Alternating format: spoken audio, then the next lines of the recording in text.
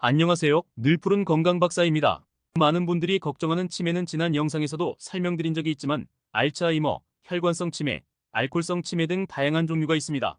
그리고 요즘에는 청년층부터 고령층까지 모든 연령대가 걱정해야 하는 치매의 한 종류가 있는데 오죽하면 부모와 자녀가 동시에 치매에 걸릴 수 있다는 말까지 나오고 있습니다. 이것은 바로 디지털 치매입니다. 아마 지금 이 영상을 보는 여러분들 중에도 이미 디지털 치매에 한 걸음 가까워지신 분들이 있을 겁니다.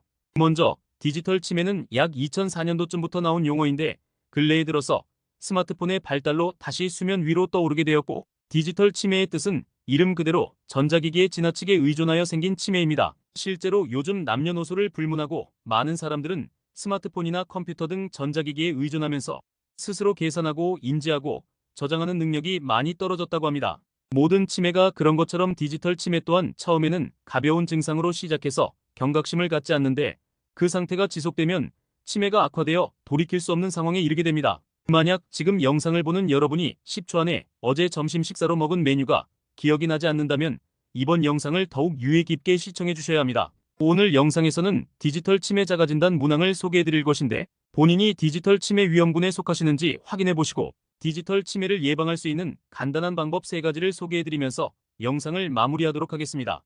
영상을 본격적으로 시작하기에 앞서 소중한 건강정보가 널리 퍼져 많은 분들이 건강해질 수 있도록 늘푸른 건강박사 구독과 좋아요로 동참해주세요.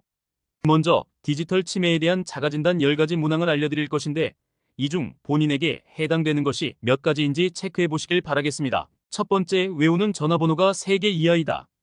두 번째, 인터넷 검색창에 무엇을 검색하려고 했는지 가끔 기억이 나지 않는다. 세 번째, 아침에 먹은 식사 메뉴가 생각나지 않는다.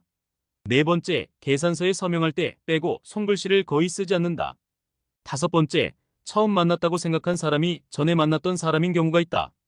여섯 번째, 같은 얘기를 한다는 이야기를 반복적으로 듣는다. 일곱 번째, 자동차 내비게이션 장치를 장착하고 지도를 보지 않는다.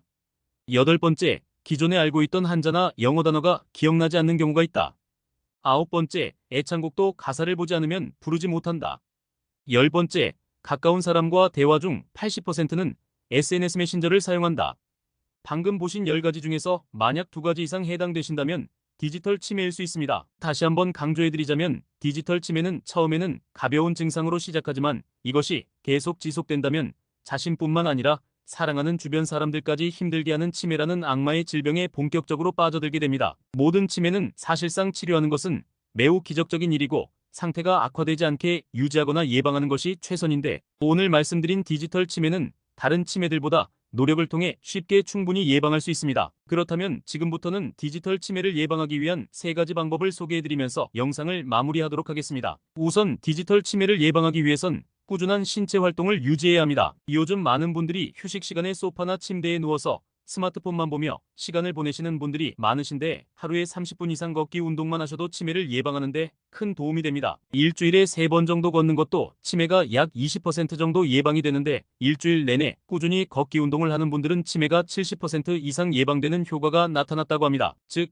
운동을 한 번 할 때 많이 하는 것도 좋지만 매일 꾸준히 운동하는 것이 큰 효과가 나타납니다. 운동과 더불어 사람들과 사회적 관계를 유지하고 사회적 활동을 지속하는 것도 치매 예방에 큰 도움이 됩니다. 두 번째 방법은 꾸준히 뇌를 활성화해야 합니다. 그동안 우리는 전자기기에 의존하여 뇌를 활용하는 빈도가 줄어들게 되었습니다. 잠자고 있는 뇌를 활성화하기 위해 가장 좋은 방법은 독서입니다. 독서는 수동적으로 글자만 읽어나가는 것이 아니라 독서를 하면서 그 내용을 머릿속으로 상상하면서 글자를 읽어나가면 큰 도움이 되고 독서 외에도 색소폰, 화초 가꾸기 등의 새로운 취미 활동을 배우는 것도 뇌 활성화를 비롯하여 신체적, 사회적으로 도움이 되니 건강한 취미 활동을 찾아보시는 것을 권장드립니다. 마지막으로 가장 핵심은 전자기기 사용 시간을 제한해야 합니다. 스마트폰이나 컴퓨터 등을 사용할 수 있는 시간을 제한하거나 사용 후 일정 휴식 시간을 가지는 등의 규칙을 정해두는 것이 좋습니다. 그리고 특히 잠자리에서는 스마트폰 사용을 자제하는 것이 좋습니다. 잠은 하루 종일 일했던 뇌가 휴식을 취하는 시간인데 제대로 된 숙면을 취하지 못한다면 우리의 뇌는 피로를 회복하지 못하고 정상적인 일상생활을 수행하는 데 장애가 생기고 이것이 누적되어 치매를 비롯한 여러 건강 문제를 야기할 수 있습니다.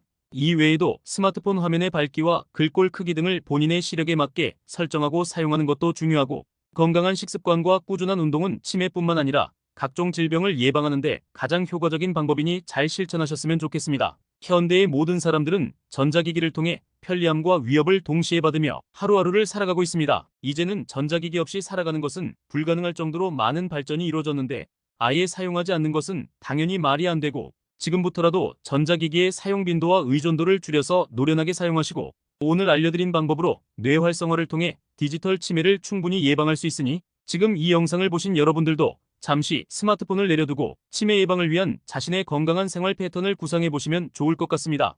지금까지 늘푸른 건강박사였습니다. 시청해주셔서 감사합니다.